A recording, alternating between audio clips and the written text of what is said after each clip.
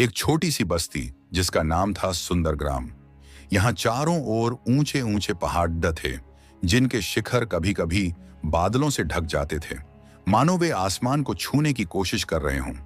पहाड़ों के बीच से एक पतली चांदी सी नदी बहती थी जिसका नाम था चंद्रिका।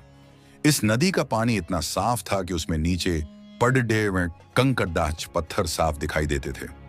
सुबह के समय जब सूरज की पहली किरणें नदी पर पड़ती तो ऐसा लगता जैसे कोई स्वर्ग का दृश्य धरती पर उतर आया हो। बस्ती के लोग इस नदी को अपनी मां मानते थे क्योंकि यह उनके खेतों को सींचती थी और उनकी प्यास बुझाती थी। सुंदरग्राम में करीब 50 घर थे, सभी मिट्टी और पत्थर से बने, जिनकी छतें घास और लकड़ी से ढकी थीं। हर घर के बाहर एक छोटा सा आंगन होता जहां सुबह शाम लोग इकट्ठा होकर बातें करते। गांव के बीच में एक पुराना बरगद का पेड़ेज था जिसकी शाखाएं इतनी फैली थीं कि उसकी छाया में पूरा चौक ढक जाता था। इस पेड़ेज के नीचे गांव की पंचायत बैठती थी और बच्चे दिन भर इसके इर्द गिर्द खेलते थे। हवा में हमेशा एक मीठी सी खुशबू रहती थी, खेतों से आती फसलों की महक, जंगल से आती फूलों की सुगंध और नदी के ठंडे पानी की ताजगी। लेकिन इस सुंदरता के बीच एक रहस्य भी छिपा था। पहाड़ों के उस पार एक घना जंगल था जिसे लोग काला वन कहते थे।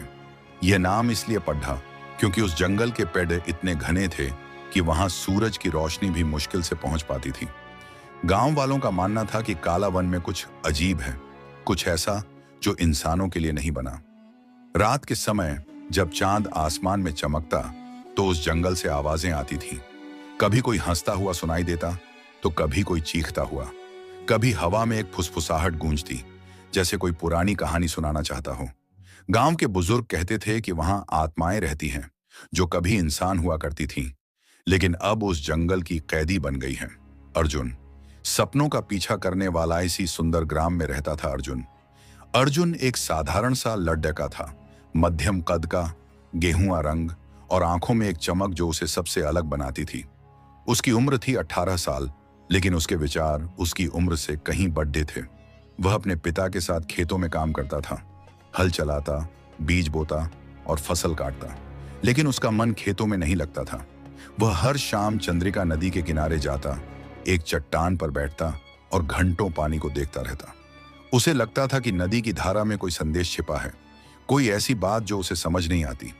अर्जुन की मां सरला एक साधारण गृहिणी थी। वह सुबह जल्दी उठती, घर का काम निपटाती और फिर खेत में अपने पति की मदद करने चली जाती। वह अर्जुन से बहुत प्यार करती थी, लेकिन उसे उसकी बेचैनी समझ नहीं आती थी। वह अक्सर कहती, अर्जुन, यहाँ सब कुछ है, खाने को अन्न, पीने को पानी और सिर पर छत, इससे ज्यादा क्या चाहिए? सपने देखना छोड़ दे वरना दुखी रहेगा। लेकिन अर्जुन जवाब में बस मुस्कुरा देता और कहता, मां, अगर सपने ना देखूं तो जीऊंगा कैसे? अर्जुन के पिता रामदास एक मेहनती किसान थे। वह कम बोलते थे, लेकिन जब बोलते तो उनकी बात में गहराई होती थी। एक बार अर्जुन ने उनसे पूछा, बाबूजी, क्या आपने कभी काला वन के बारे में सोचा है? वहां क्या है? रामदास ने लंबी सांस ली और कहा, बेटा, कुछ जगहें इंसानों के लिए नहीं होती। जो वहां जाता है वह वापस नहीं आता। अपने मन को शांत रख और जो है उसी में खुश रह। लेकिन अर्जुन के लिए यह जवाब काफी नहीं था। वह रहस्यमयी सुबह दिन सुबह का समय था। सूरज अभी पहाड़ों के पीछे से झांक रहा था और हवा में ठंडक थी। गांव में सन्नाटा था, बस कुछ चिद्दियों की चहचहाहट सुनाई दे रही थी। अर्जुन हमेशा की तरह नदी के किनारे गया। उसने अपने हाथों में एक लकड़ी पकड़दार रखी थी जिससे वह पानी में छोटे छोटे गोले बनाता था। तभी उसकी नजर एक अजीब चीज पर पड़ी। नदी की धारा में कुछ तैरता हुआ आ रहा था। पहले तो उसे लगा कि यह कोई टूटी हुई शाखा होगी, लेकिन जैसे जैसे वह पास आई उसे समझ आया कि यह एक छोटी सी कश्ती है।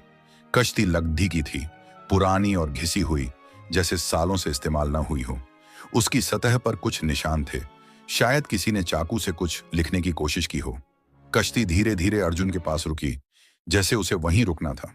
अर्जुन ने उसे पानी से बाहर निकाला और ध्यान से देखा। कश्ती के अंदर एक छोटा सा लिफाफा रखा था जो नमी से थोड़ा भीगा हुआ था। उसने लिफाफा खोला और उसमें एक कागज था। कागज पर स्याही से लिखा था, जो PRH रहा है ये तेरा सफर है, जंगल के उस पार जवाब है, हिम्मत है तो आजा, अर्जुन के हाथ कांपने लगे।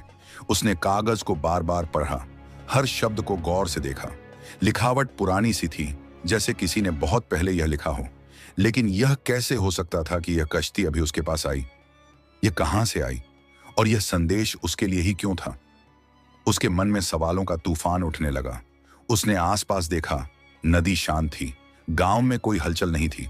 फिर भी उसे लगा कि कोई उसे देख रहा है, कोई ऐसा जो बहुत दूर से उसकी हर हरकत पर नजर रखे हुए है। फैसला जो बदल देगा। सब अर्जुन ने कागज को अपने कपड़ी डीडों में छिपा लिया और घर की ओर चल दिया। रास्ते में उसका मन बार बार उस संदेश की ओर खींच रहा था। जंगल के उस पार जवाब है। जवाब किसका? क्या वहां कोई उसका इंतजार कर रहा है, या यह कोई जाल है? घर पहुंचते ही उसने अपनी मां को कुछ नहीं बताया। वह जानता था कि अगर उसने यह बात कही तो मां उसे रोकने की पूरी कोशिश करेगी। उसने चुपचाप अपने छोटे से झोले में कुछ सामान डाला। 2 रोटियां, एक लोटा पानी, एक पुरानी छुरी जो उसके पिता ने उसे दी थी, और एक मोटा कपड़ा जो ठंड से बचाए। जब सूरज ढलने लगा और गांव की रोशनी मध्यम होने लगी, अर्जुन ने अपने घर के पीछे से निकलने का फैसला किया। उसने एक बार अपनी मां को देखा, जो आंगन में बैठकर चूल्हा जला रही थी। उसका मन भारी हो गया, लेकिन उसने खुद